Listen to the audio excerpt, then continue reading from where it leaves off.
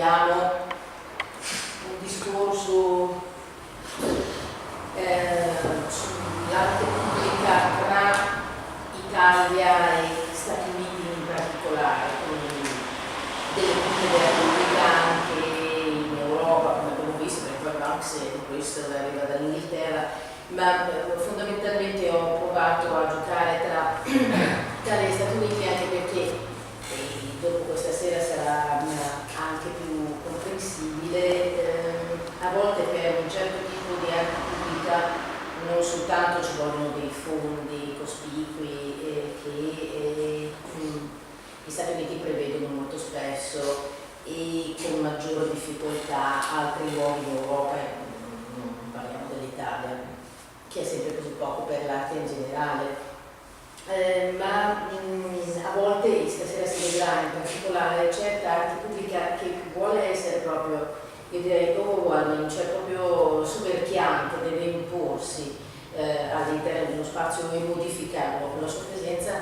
Ecco, quell'arte pubblica ha proprio bisogno anche di grandi spazi che non sono gli spazi delle nostre città. Infatti io direi che l'unico esempio simile è quel lago Figlio del Nodo di Rotenburg, che abbiamo visto la volta scorsa all'anno e che poi un po' domina Cadorna.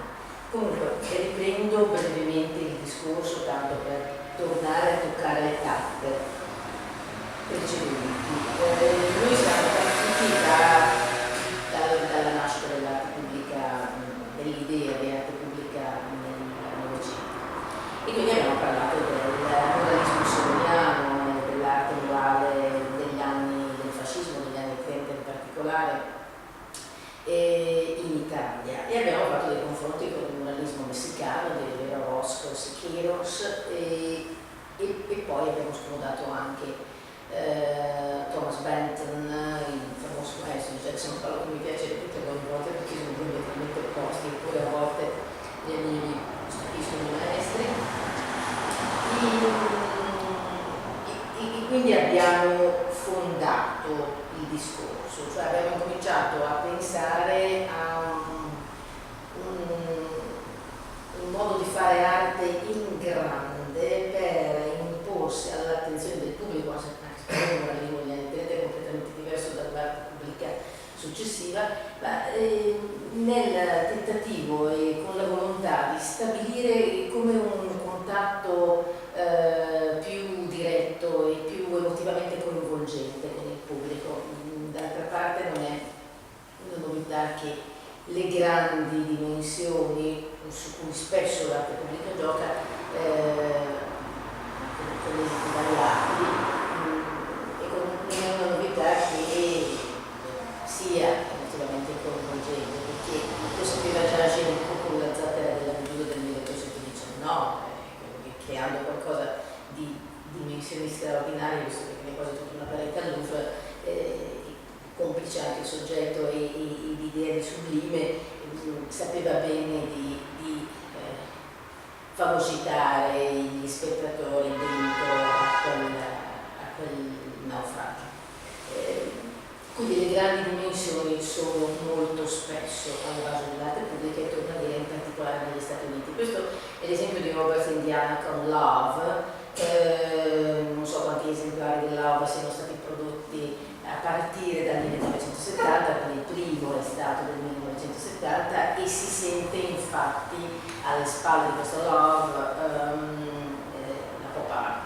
Da parte Robert Indiana è riconducibile a questo fenomeno. In realtà le etichette mi sono piuttosto antipatiche, però un po' si vede in questo bisogno di rendere le lettere quasi oggetti, no? Di magnificare, nel senso di ingrandire degli oggetti e di renderli un po' chiassosi come grosse caramelle. Per cui Love, scritto così anche con una O così limba, che è anche un po' di scrittura, perché alla fine si ricava quasi un senso di, in parte, amore zuccheroso, no? Caramelloso, e questo è confermato dal fatto che più o meno tutti i fidanzati si facciano dei selfie oggi con Love. Poi c'è però il dispetto della rovesciata, che mette un po' in discussione alla fine c'è la trasformazione dell'idea dell'amore appunto in un oggetto che si può così toccare, intorno al quale si può andare, in un oggetto in fondo al pari di tutti gli oggetti che possono essere commercializzati, che possono essere venduti, comprati e così via.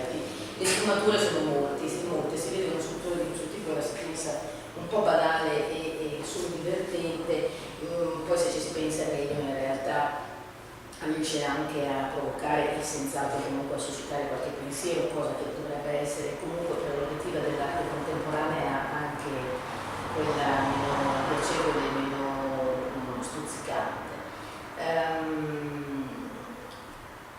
Altro esempio di questo tipo di arte pubblica, adesso io vi propongo alcuni esempi appunto di un'arte pubblica che fondamentalmente è fatta di installazioni di forte valenza scultorea, le cui dimensioni sono tali da poter cambiare davvero l'ambiente in cui si inseriscono. Poi nel momento in cui si cambia l'ambiente si cambiano anche le traiettorie dei passanti, si cambiano i percorsi, si cambia senza che vi siano delle variazioni rilevanti, ma si cambia la vita quotidiana di chi abita intorno o comunque di chi percorre quel luogo. Quindi quando le dimensioni sono queste nell'arte pubblica, e ripeto, l'arte pubblica non può che averne dei considerevoli, in particolare negli Stati Uniti, non è mai neutra l'arte pubblica, così intesa, cioè un effetto c'è sempre, va sempre a ridefinire i margini del vivere, del percorrere quei luoghi. E questo significa anche che quando un'installazione raggiunge queste dimensioni, in fondo entra in competizione con l'architettura, perché anche una struttura di questo tipo può essere appunto percorsa, non abitata come invece un'architettura tradizionale, però ripeto, fa un po' il verso a un'architettura essenziale, e d'altra parte questo era un po' lo scopo della scultura minimalista degli anni 70, della minimal art,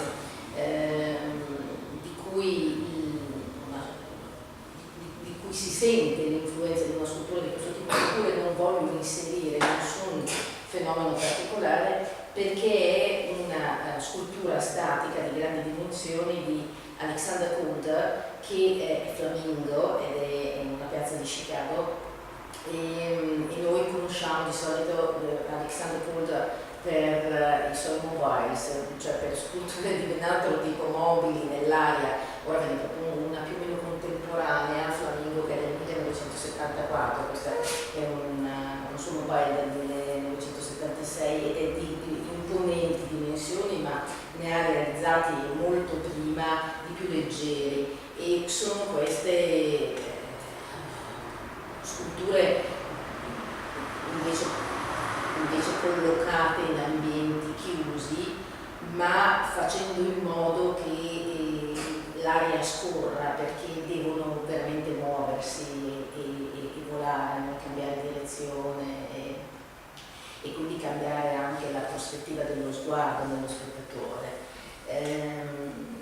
Invece il flamingo è ben fermo sulle sue zampe. Altro esempio di questo gruppo di sculture è Cloudgate di Anish Kapoor, sempre a Chicago. Chicago è una città davvero molto sensibile alla promozione dell'arte pubblica, infatti c'è il Millennium Park che è fatto di opere di questo genere. Tra poco riparleremo di Anish Kapoor per un altro motivo. Io poi lo amo particolarmente, ritengo, mi permetto di dirlo per quanto poco possa valere, che sia uno degli artisti contemporanei più intensamente poetici, con delle punte di furbizia, come spesso capita, però anche con un coefficiente poetico molto forte, e poi avrete modo di vederlo perché ho un breve video su di lui, fra l'altro con una mostra interamente dedicata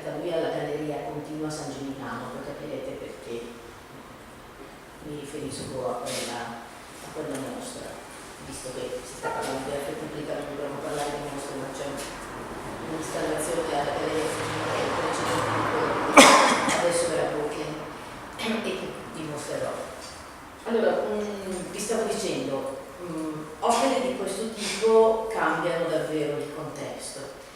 E infatti questo Bien sembra un fagiolo, infatti, che è ghiacciato, con una superficie perfettamente delegata, quindi diventa specchio per il cielo, specchio per il paesaggio intorno e per le persone che lì inevitabilmente si affollano, perché queste opere che cambiano le traiettorie poi finiscono per essere anche dei punti di incontro.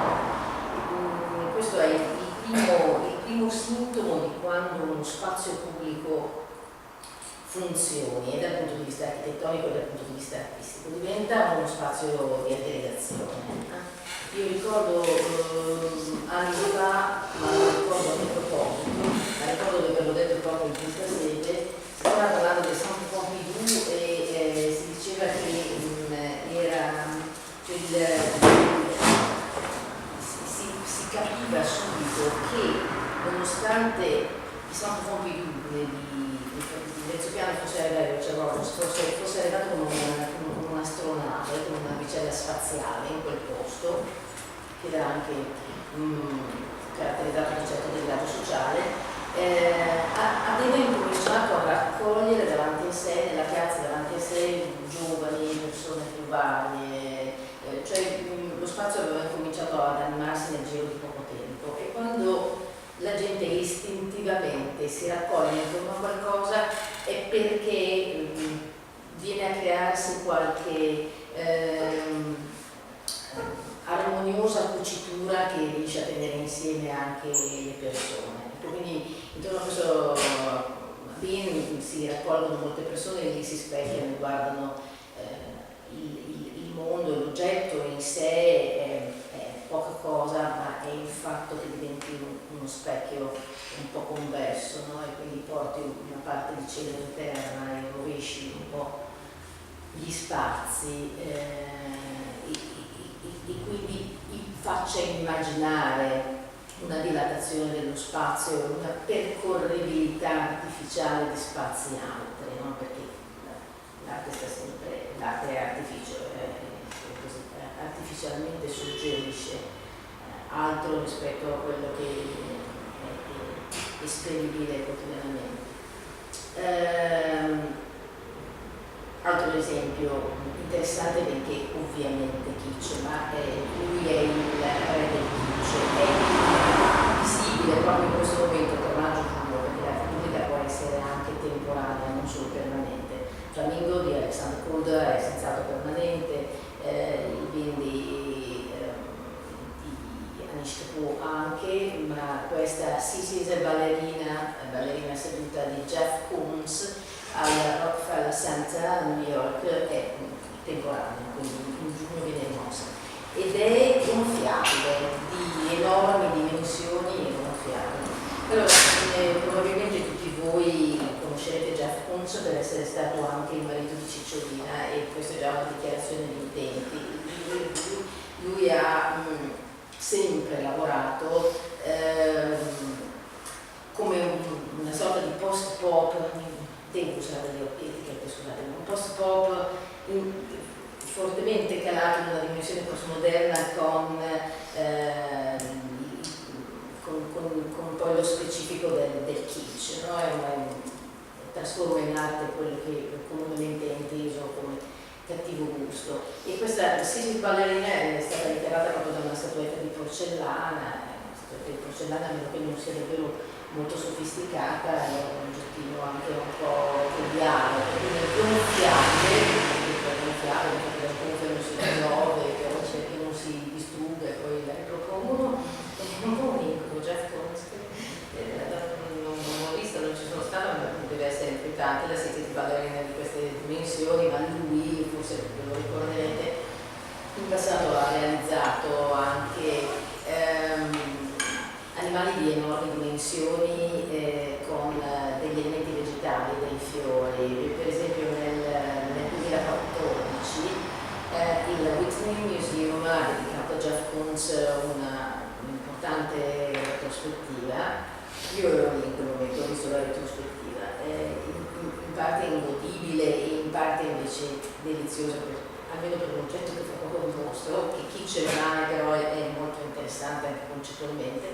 E nella stessa occasione, sempre alla Rockefeller, Sanza aveva esposto questa testa che è a metà tra un dinosauro e un pony, vera e propria living art, perché sono fiori reali, non plastificati, no? Si è comportato come un garden, ha costruito con fiori e verdure, un pupazzone, no? Che sembra uscito in parte da un fumetto o appunto da il balocco di un bambino. E forse lo ricorderete, è stato famoso anche questo, non so, io sono rimasta incantata a guardarlo perché non ci si crede, di grandi dimensioni, trattato come un centrotavola ma di grandi dimensioni, ed è Michael Jackson con la scimmietta Bubble, la sua scimmietta, e vedete sono vestiti allo stesso modo e sono tutti vestiti d'oro, cioè la trasformazione di Michael Jackson in una divinità, nella divinità di Olimpo, appunto. Ecco, questi sono soltanto alcuni dei numerosi esempi di quel tipo di arte pubblica che vi dicevo, entrare con certa prepotenza in spazi pure reputati, perché certo chi fa questa arte pubblica ha tutte le carte in regola, no? Di solito sono artisti addirittura invitati ad esporre, non sono degli street artist come Banksy che devono coprirsi con la felpa per andare in giro a commentare il mondo, ma rimanendo sostanzialmente dei fuorileggianti, se fuorileggi edulcorati. Però dicevo, sono queste opere che si impongono per forza stessa di dimensioni e materiale costruttivo, che si collocano in luoghi strategici che diventano quasi dei punti di riferimento a un certo punto, dove siano installazioni permanenti, no? Diventano quasi il corrispettivo dei nostri campanili, comunque vanno ad animare delle piazze, li stanno. Poi c'è un'arte pubblica, io vi propongo qualche esempio, che gioca di più però che potrei dire arte pubblica relazionale, no? Che va a cercare la relazione non soltanto con lo spazio, ma una relazione più diretta con gli abitanti di quello spazio. Per esempio, e con questo possiamo ricollegarci a un artista che abbiamo già quest'opera di Keith Haring, di cui noi abbiamo parlato un paio di puntate fa, una casa d'Allan, e si intitola Crack is Whack, che è come dire il crack, che è una droga naturalmente, è the rubbish, spazzatura. E quindi è un modo, voi direte, un po' ingenuo, non ha nessuna importanza, perché è ingenuo intanto perché la forza del messaggio assolve già l'ingenuità eventuale dell'opera. Vedete New York City 1986, del 1986 è stata realizzata. Poi è comunque il linguaggio di Keith Haring, che voi ricorderete aver spesso impiegato queste figurette esagone così asciutte, sintetiche, soprattutto con Revenge Child, il bambino quasi radioattivo che emana radiazioni, che comunque è vivo, pulsante, molto spesso vivace ed eroticamente attivo, mentre qui c'è una sensazione di morte che domina tutto quanto, ma perché il messaggio di Keith Haring era proprio contro la droga, era contro il crack, quindi i giovani neri di Harlem era bene che avessero sempre questo memento davanti agli occhi. La relazione quindi viene a stabilirsi non soltanto perché c'è un'opera di grandi dimensioni che occupa lo spazio e occupandolo lo altera, ma perché vuole paragonarlo davvero, ma sì, il ballerina non parla nessuno, cioè voglio dire, si risolve nella sua magnifica evidenza. Invece ai giovani neri di Harlem un'opera di questo genere nei secondi anni '80 doveva arrivare davvero con una forza anche maggiore rispetto al paternale di un genitore o comunque all'invito delle autorità a non fare uso di queste robe terribili. E qui arrivo al nostro amici Caporo. Alcuni momenti di arte pubblica possono creare relazioni in questo senso, non perché vogliano necessariamente comunicare un messaggio con la scrittezza, l'elegantezza per esempio del Crockett Rock di chitarra, ma perché richiamano intorno a sé persone che finiscono per essere, come in questo caso, davvero ipnotizzate, trattenute lì intorno, sino a stabilire silenziosamente relazioni fra loro, cioè è come partecipare tutti allo stesso rito, no? Ed essere accomunati dalla consapevolezza di partecipare allo stesso rito.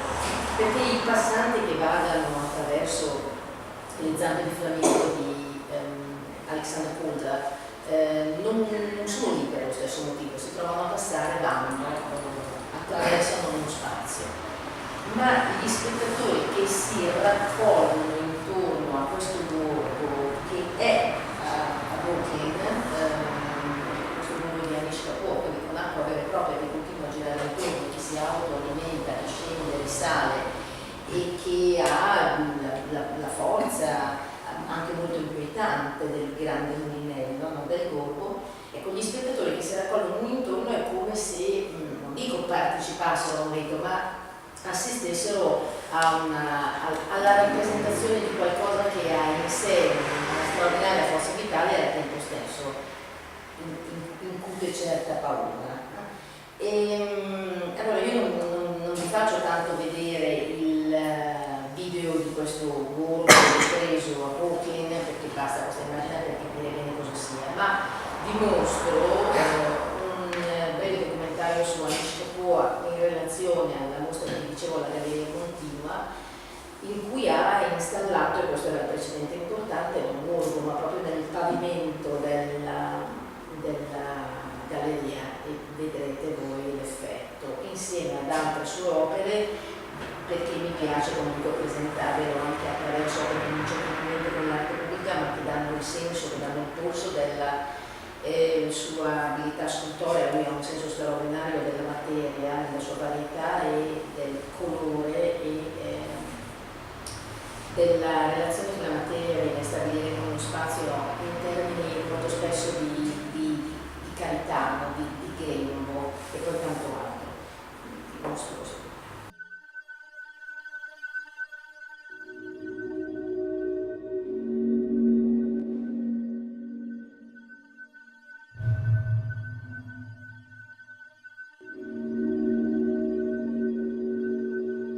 I have nothing to say as an artist.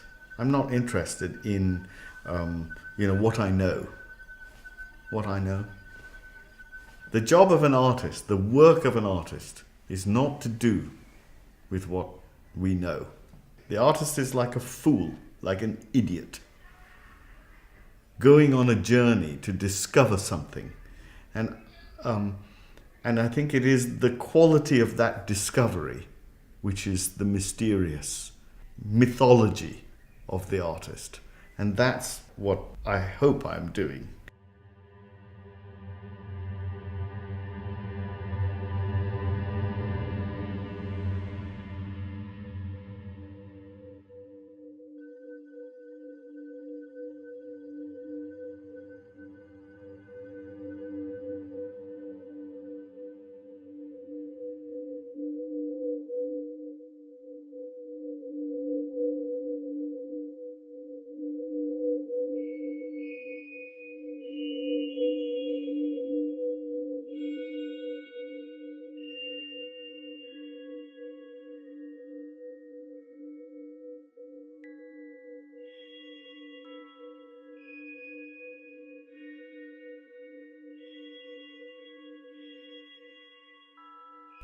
I go to the studio and some things happen. You know, you work at something and something happens. And then you say, this is what it means. This is what it's about.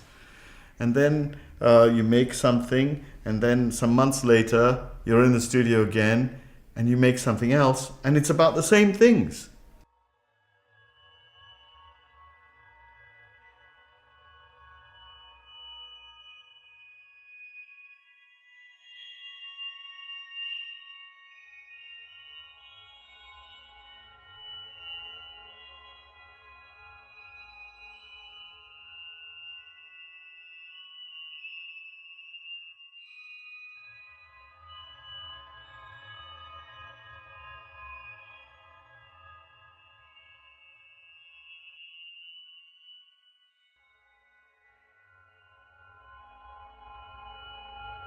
There is, in a way, a constant, continuous process that gives up the same questions again and again and again. So those questions are, for me, the void object or the non-object. Many questions about color, questions about space and time, because I really do believe that for there to be new objects, there has to be new space. And then, after Sigmund Freud, what is the object after psychoanalysis? What is the status of the object? So these are things that keep coming up all the time.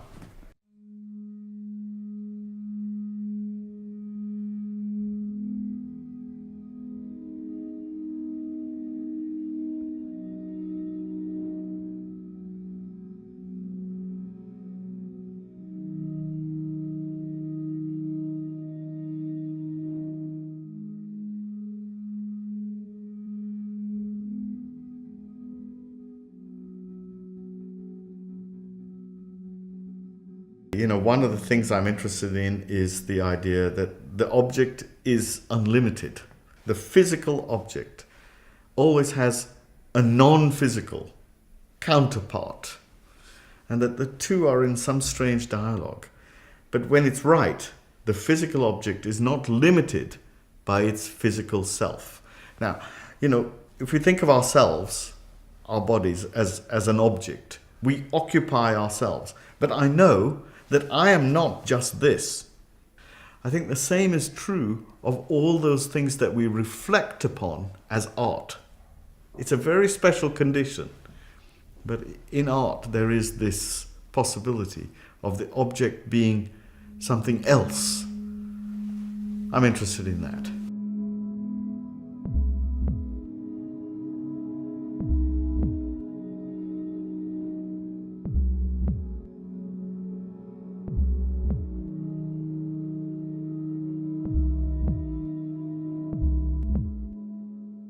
Our eyes are very good, very quick at telling the difference between something that's real and something that's not real. Real meaning not actual.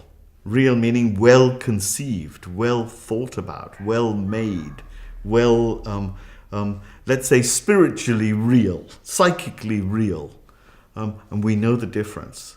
So I think that's the difficulty of the art object, is that it has to be psychically real, even though it has a problematic relationship with reality itself, if you know what I mean.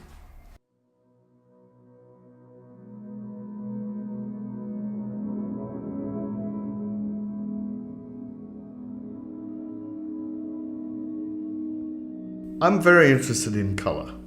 Color is another one of those mysterious things. So there are two ways in which I try to deal with color. One of them is I try to make a condition of color.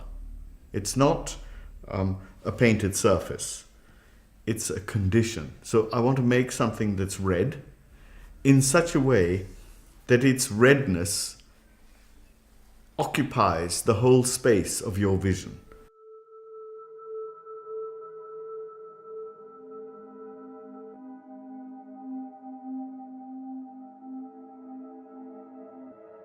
It's almost as if you're going into a shower. You go into a shower The water comes down on you, you are wet. I want to make something red that has the same quality as wetness. So it's a total condition.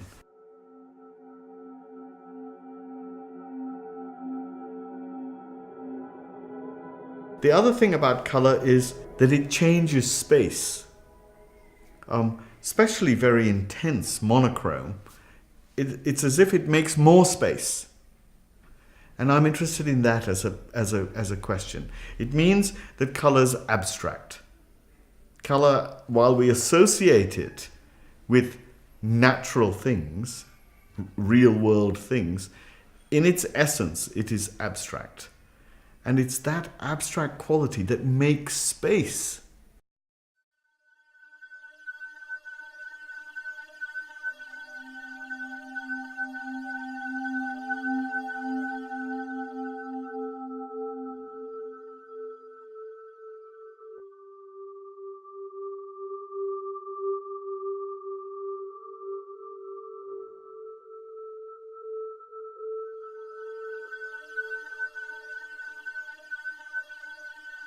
Art is not to be interesting. Art, I think, has to provoke philosophical questions, even if we don't know that the questions are philosophical. In that process of reflection between the work and the viewer, this coming and going, something happens that's maybe is poetic, that maybe is a bit more complicated.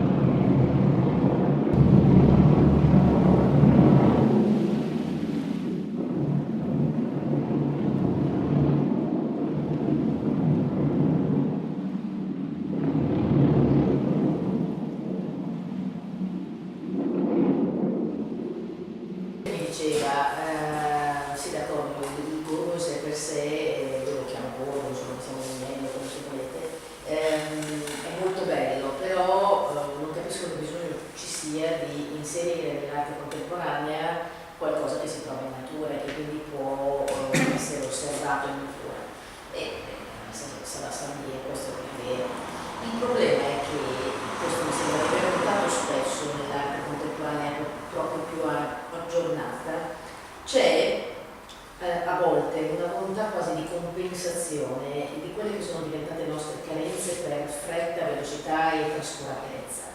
Cioè è vero che noi in natura possiamo osservare i minelli, ma di fatto non lo facciamo più, perché siamo costantemente presi da altro. Allora l'arte contemporanea a volte, pur nella sua semplicità napalistiana, richiama con forza, con prepotenza l'attenzione su qualcosa che certo c'è, potrebbe anche essere osservato altrove, ma che non si cerca più. Quindi impone di riflettere su qualcosa che esiste in natura ed è a portata di mano, ma noi abbiamo perso il contatto con spesso con questa semplicità in natura. E allora diventa necessario circoscriverla e decontestualizzarla proprio per portare l'attenzione su quello che si è dimenticato. No? Qui poi anche visto come Anish Kapoor sia rapito dalla bellezza e dalla valenza seduttiva del colore, no? Per cui gioca anche con il gorgo scuro nel pavimento chiaro della galleria continua, quello davvero diventa quasi uno specchio, no? Uno guarda il gorgo e il turbinio dell'acqua e vede le proprie inquietudini eventuali, per cui le sfumature sono molteplici. Cioè, uno può fermarsi anche soltanto al contrasto cromatico, oppure ci si può fermare sulla forza dinamica dell'opera, oppure si può andare oltre tanto altro. Sempre a proposito di questa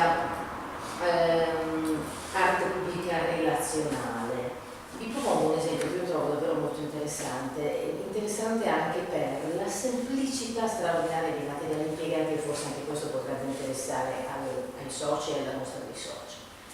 Lei è un artista che vive a New Orleans, vi mostro un suo intervento in inglese alla Arte Foundation, ma si capisce, e poi ci sono delle immagini che si ricordano molto bene. E l'installazione che vi propongo è Before I Die. Mostro un secondo e poi faccio partire, no, parte su, scusate.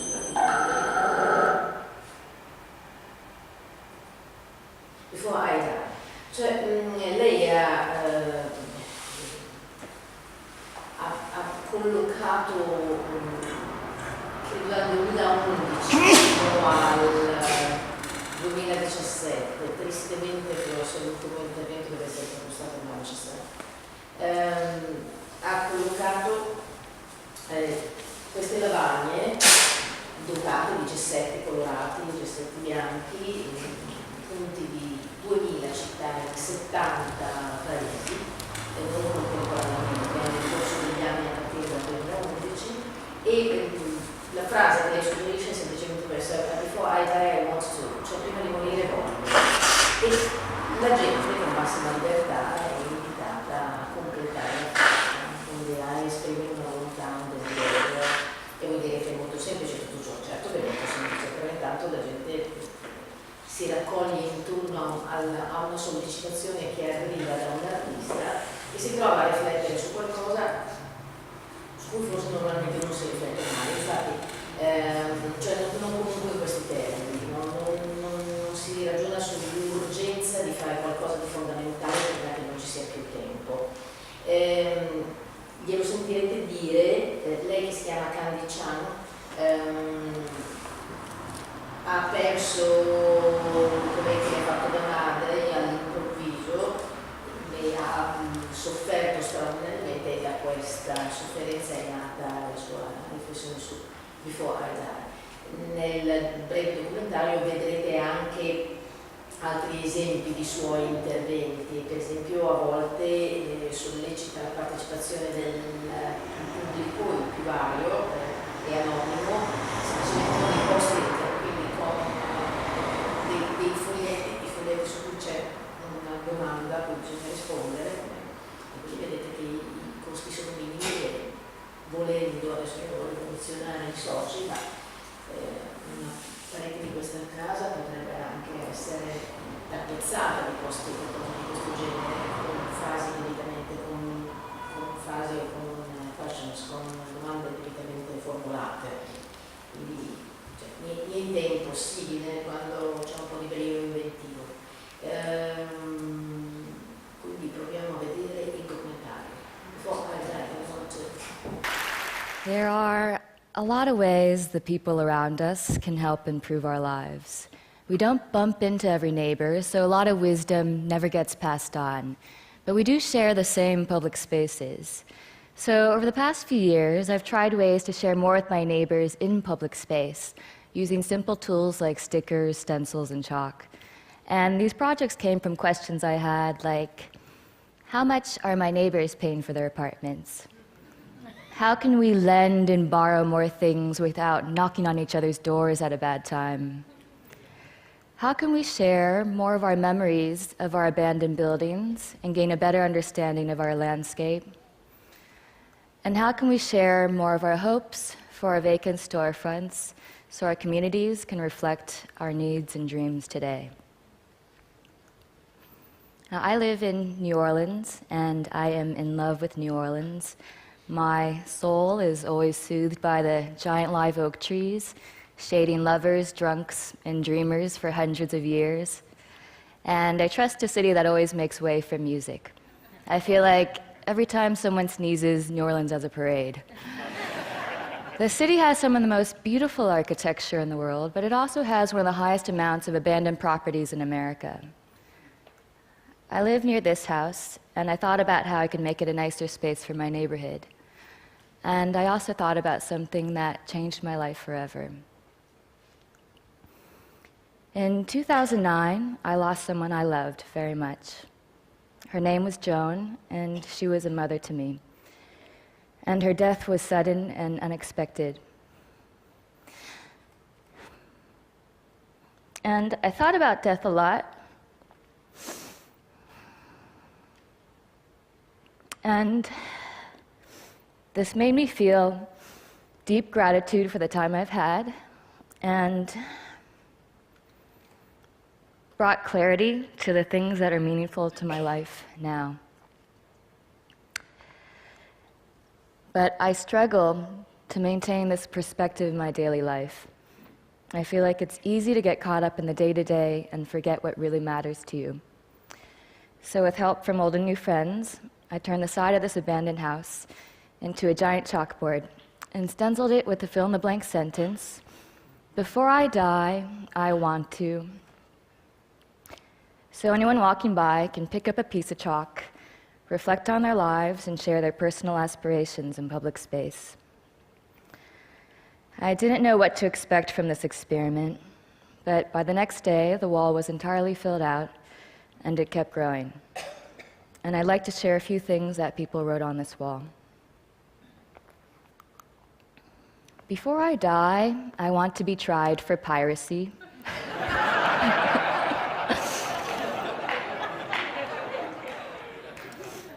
Before I die, I want to straddle the international dateline.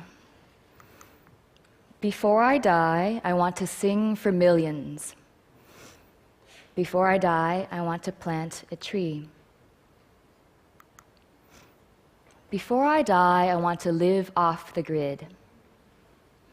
Before I die, I want to hold her one more time. Before I die, I want to be someone's cavalry.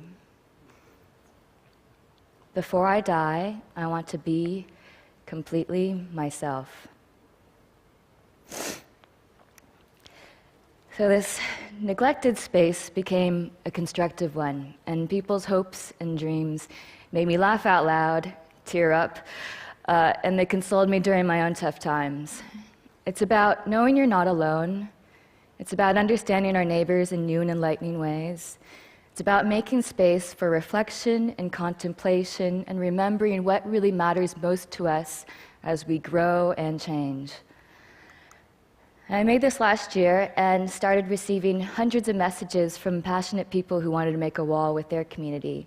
So my Civic Center colleagues and I made a toolkit, and now walls have been made in countries around the world, including Kazakhstan, South Africa, Australia, Argentina, and beyond. Together, we've shown how powerful our public spaces can be if we're given the opportunity to have a voice and share more with one another. Two of the most valuable things we have are time and our relationships with other people.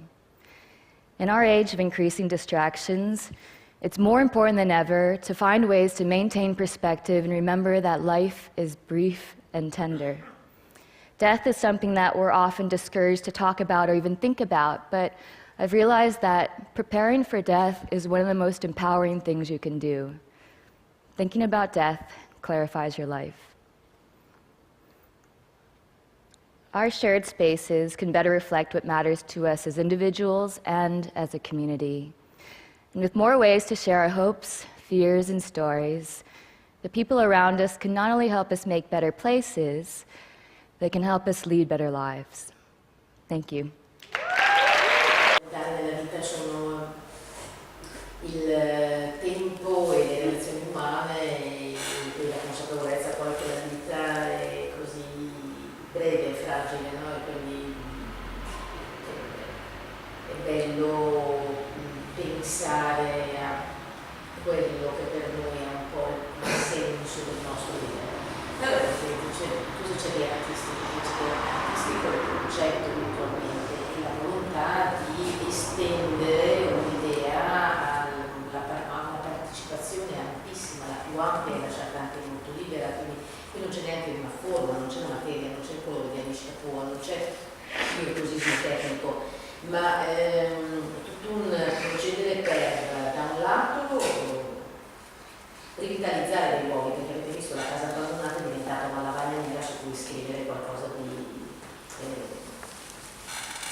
straordinariamente poetico, no? Cioè, può esserci anche il signore bizzarro che scrive di voler diventare un pirata, però poi ci sono tante altre idee che poi danno un senso un po' come denominatore dell'umano, no? Quindi c'è l'idea di comunanza dell'esistere che ruota intorno a un lavoro di questo tipo. L'ultimo esempio che vi offro con 3 brevi video è l'esempio di una star del momento da diversi anni, è un gol di fama internazionale, e lui è danese, è Olafur Eliasson. Lui lavora moltissimo con lo spazio e la luce e direi che se nei primi esempi ho inteso parlare di arte pubblica che domina lo spazio e lo altera fisicamente, negli esempi successivi ho proposto una sorta di arte pubblica relazionale.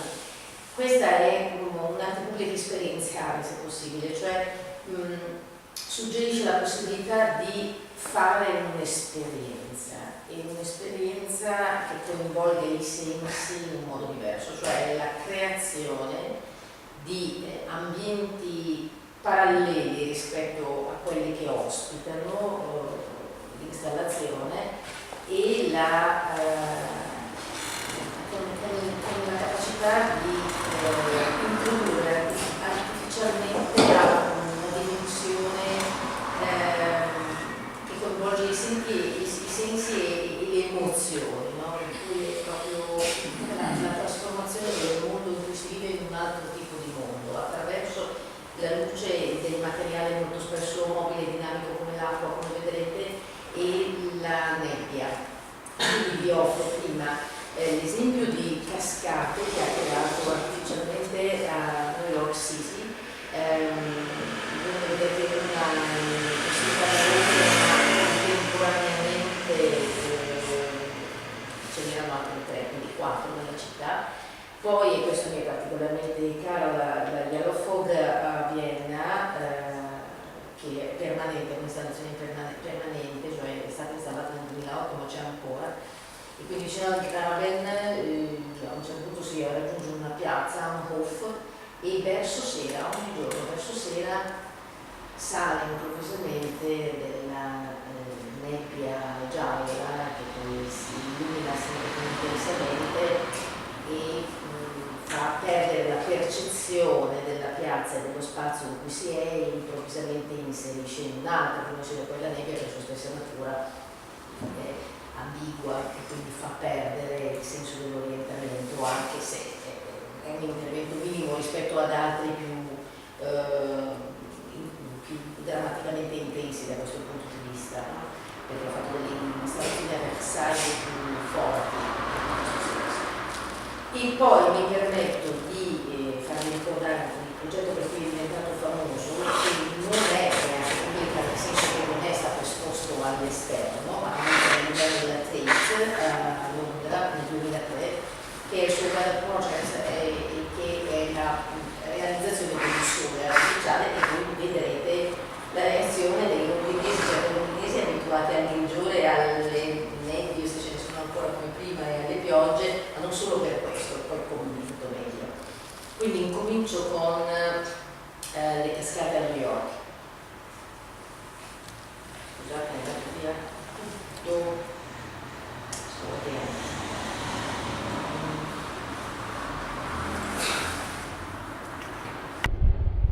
Falling water is great, simply because when you see water falling, you also see time passing. And when you see time passing, you see a different kind of space, a space that is spatially capable of containing you, a space which has depth, so to speak. Time is obviously a very important quality when defining space, or when looking at what resources do we want space to have. The waterfalls, they were made out of things that people know already, such as a scaffold. The scaffolds that you would find on every street corner in New York anyway.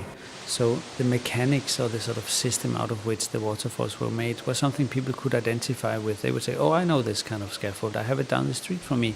So there was a certain kind of attempt to make it unspectacular with regards to the machinery, but spectacular obviously with regards to the experience of the actual water falling.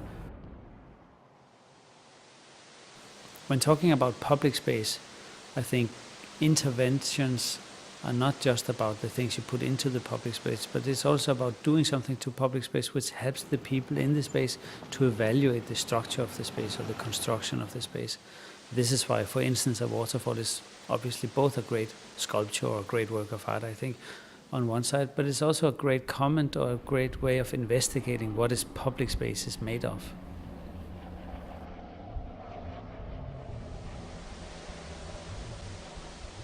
And what a waterfall can do is simply add an element of temporal quality, an element of inclusivity, you could say, an element for a possibility to share an experience, a sort of idea about a shared space. And this, I think, not only creates a strong experience, but also actually helps you to investigate the rules in which the space is entangled. And in this way, the intervention is both about the experience of the waterfall, but it's also about the general experience about what is the resources of a public space and what does public actually fundamentally mean.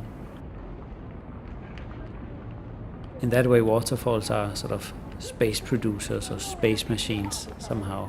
And obviously they are full of poetry and dreams.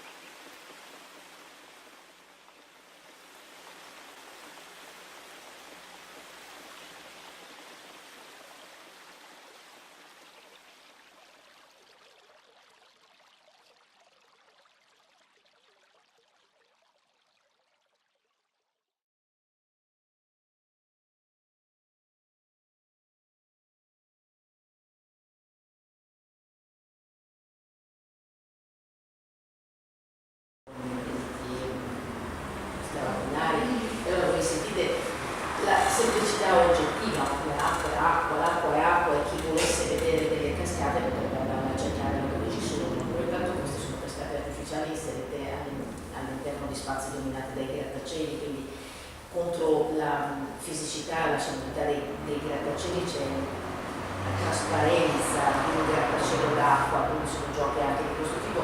C'è sempre una punta di furbizia nella selezione dei materiali che vengono impiegati,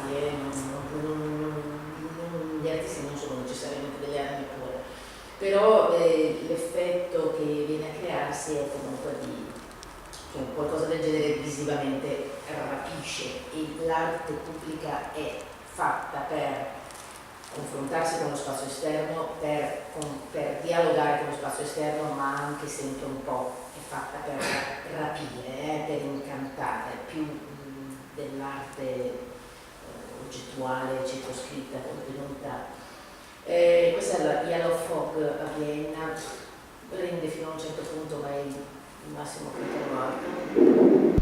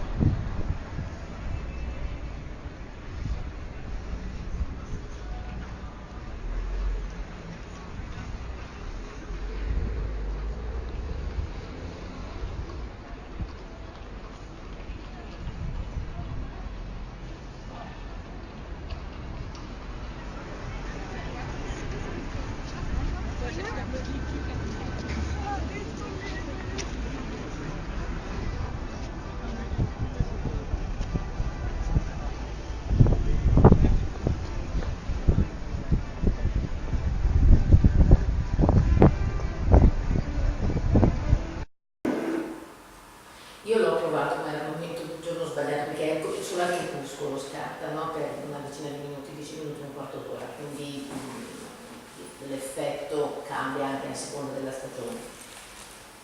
A me non aveva fatto un grande effetto perché non c'era abbastanza contrasto con il buio in quel momento, però è piuttosto interessante. Vi faccio vedere da dove nasce tutta questa ricerca, ripeto, questo ultimo non è un esempio di arte pubblica perché è un'installazione all'interno della Tate, però è proprio l'installazione che l'ha reso famoso e che l'ha introdotto nel mondo dell'arte contemporanea, che gli ha permesso poi di realizzare anche i progetti più ambiziosi. Voi adesso vedrete all'interno della Tate Modern tantissima gente sdraiata sul pavimento a contemplare cose, una sorta di sole artificiale. E lì ci sono tantissimi giochi di immagini e di idee, perché sembra quasi il costruire di una vetrata vortica di uno sole, che però è il sole, è il disco solare, e il soffitto è tappezzato di specchi per cui la gente sdraiata guarda l'intensità della luce gialla artificiale e intanto si vede riflessa in quegli specchi. Questo evidentemente ha avuto un valore ipnotico perché i visitatori sono stati numerosissimi e poi si mettevano un po' tutti insieme, no? Si accalcavano. Ecco ancora il valore relazionale di certa arte pubblica e questa sensazione di partecipare a un rito silenzioso, un rito muto, che non consiste in niente se non nello stare insieme in una dimensione che in qualche modo piace, no? che riscalda, che fa immaginare che sia una giornata di sole, anche se la giornata di sole non c'è, al di là del tempo che c'è fuori, anche se il documentario di video piuttosto astuto parte proprio con una giornata di pioggia. British obsession with weather is not a recent phenomenon, and a further testament to this is the Tate Modern's exhibition entitled The Weather Project. The installation was created by Danish-Icelandic artist Oliver Eliasson. He has recreated a sunset and its atmosphere with such success, the visitors lie down and bask under the fake sun. In addition, the room is also filled with a mist, which is made out of sugar and water to achieve the desired effect. Eliasson took 3 weeks to complete the installation after months of planning. Around 300 mirrors were used for the ceiling, and more than 200 lamps were needed for the semicircular screen. Eliasson has built a reputation for installations and sculptural works that engage, amaze, and disorient the viewer. He uses light, wind, steam, fire, water, and ice, combining these materials with modern technology in unexpected ways. He views the weather, wind, rain, and sun as one of the fundamental encounters with pure nature that can still be experienced in the city. Certainly a philosophy that can be responsible for the huge success of the installation. People of all ages and from all over the world marvel for hours at what curator Susan May describes as being the burning sun that can be seen in the distance. One of the best illusions of the exhibition is that even though it looks warm, the installation does not give out any heat. Irrespective of this fact, people bask under the light, quietly contemplating the atmosphere it creates. For the average English person, it is more than just art. It represents a form of escape from the rainy, wintry weather outside. Alex Dobby, a visitor outside, said that it is just wonderful seeing a bit of indoor sunshine and seeing the sky up there. It's like flying. As Susan May explains, people really respond to the idea of sun inside because it's cold and gray outside. In other words, most Londoners have never seen the sun in their lives. Dreary London. Londinesi, inglesi non hanno mai visto questo sole davvero, ma poco importa. Semmai l'unico commento interessante era questo, che in alcuni commenti tornava l'idea del volare, no? Vedendosi riflessi nello specchio mentre la luce gialla del sole cangiava inevitabilmente a seconda dell'ora del giorno, no? L'idea di volare, quindi questa non è ripeto arte pubblica perché è all'interno, ma l'arte anche all'esterno di Olford Linson prova a far nascere davvero altre possibilità di mondi e anche nel momento in cui si sa benissimo che si sta facendo esperienza del uno spazio fittizio, è uno spazio in realtà non esistente, per lo spazio dell'esperienza si è davvero lì e quindi da un'altra parte rispetto a dove si è normalmente. E questa è una soluzione piuttosto interessante dell'arte contemporanea più aggiornata. Questo inventare delle bolle di spazio entro cui si vive temporaneamente un'altra vita. Quindi non è tanto il guardare il contemporaneo, ma il provare un'esperienza altra attraverso l'arte, che non sia soltanto mentale, che non sia soltanto legata allo sguardo, agli occhi, ma che toccando un po' tutti i sensi diventi qualcosa di totale, di totalizzante, al punto che non c'è più bisogno di un oggetto, di un manufatto, e al punto che in fondo parte dell'opera d'arte diventa lo spettatore stesso, cioè senza lo spettatore l'arte non esiste. L'abbiamo visto anche in Candy Chan, se lo spettatore non interviene a completare una frase l'arte non c'è.